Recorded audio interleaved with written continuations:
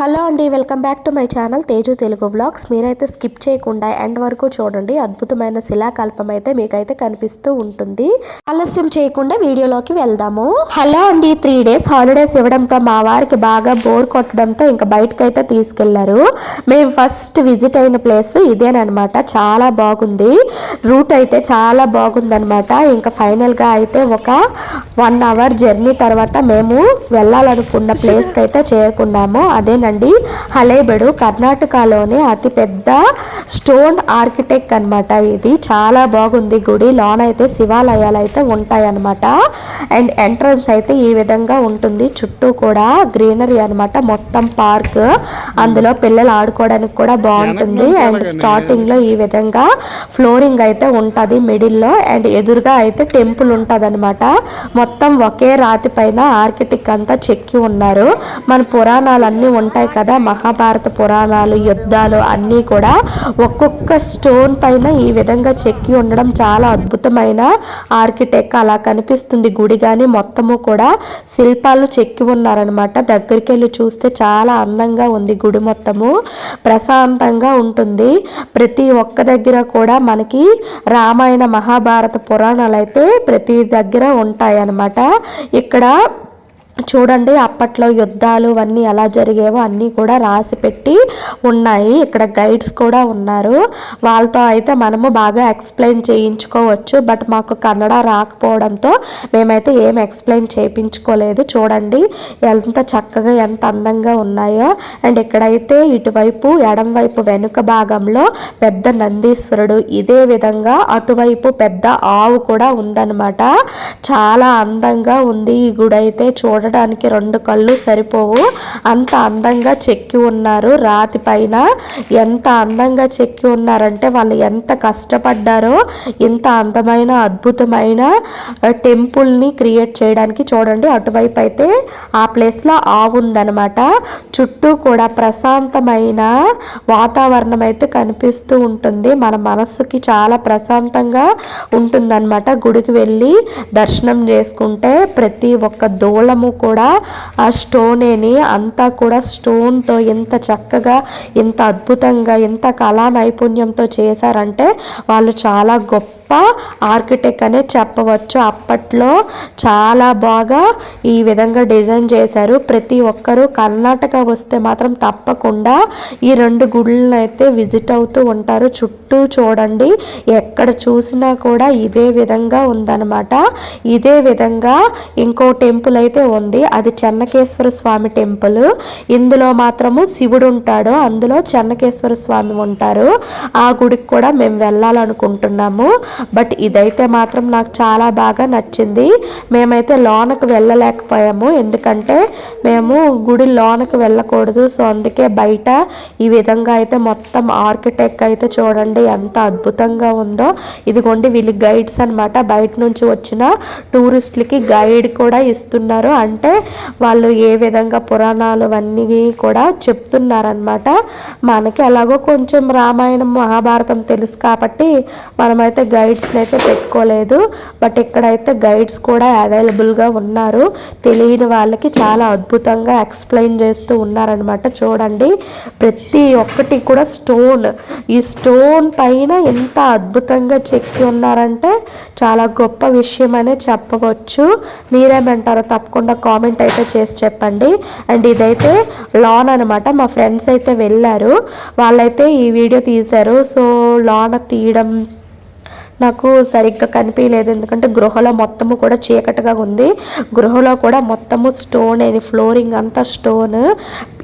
ఇలాంటి శివాలయాలు అయితే ఒక 4-5 ఉన్నాయి.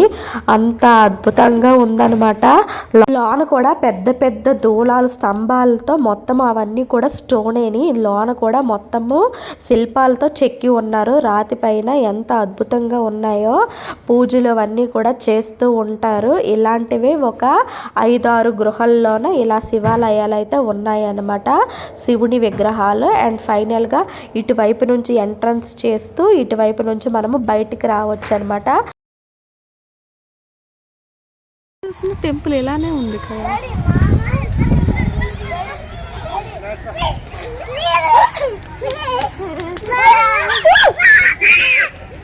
ఏంటి ఏ ఖుషి రా ఇటు.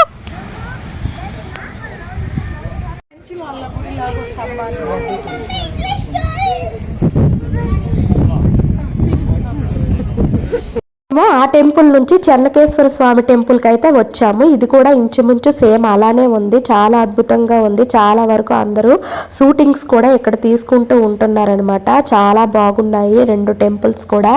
చూడవలసిన టెంపుల్స్ ఏని రెండు కూడా ఒకేలా ఉన్నాయి. ముందు చూపించిన టెంపుల్ దగ్గర అయితే షూటింగ్స్ కూడా జరుగుతూ ఉన్నాయి. ఇక్కడ కూడా అదే విధంగా చాలా వరకు షార్ట్ ఫిల్మ్ షూటింగ్స్ అయితే చేస్తూ ఉన్నారనమాట. చాలా అద్భుతమైన శిలాకల్పం అనే చెప్పవచ్చు. ఇక్కడైతే ఈ టెంపుల్లో పెద్ద పెద్ద స్తంభాలతో ఒక 4-5 గుడులు అయితే ఉన్నాయన్నమాట. మీరు ఎప్పుడైనా బెంగళూరుకి దగ్గరికి వచ్చినట్లయితే ఇలా హలేబీడు కూడా తప్పకుండా విజిట్ అవ్వండి. చాలా అద్భుతమైన ప్లేస్లు అనమాట. రెండు కూడా చాలా చూడతగినవి. అండ్ ట్రిప్ అయిపోయిన నెక్స్ట్ రోజు అయితే బ్యాంక్ ఫౌండేషన్ డే అయితే అయ్యిందనమాట. అక్కడికైతే వెళ్ళాము. అందరూ కూడా ఎంప్లాయీస్ పెర్ఫార్మెన్స్ అయితే చాలా చక్కగా చేశారు. వాళ్ళకైతే స్ట్రెస్ ఫ్రీ అనమాట. ఎప్పుడు కూడా బ్యాంక్ కస్టమర్స్ తోని ఇంకా వాళ్ళకి ఇచ్చిన టార్గెట్స్ తో బిజీగా ఉంటారు కదా. ఇలా అప్పుడప్పుడు వాళ్ళు కూడా మైండ్ రిలీఫ్ గా ఉంటే చాలా బాగుంటుంది. అందరూ కూడా చాలా చక్కగా డాన్స్ అయితే వేశారు.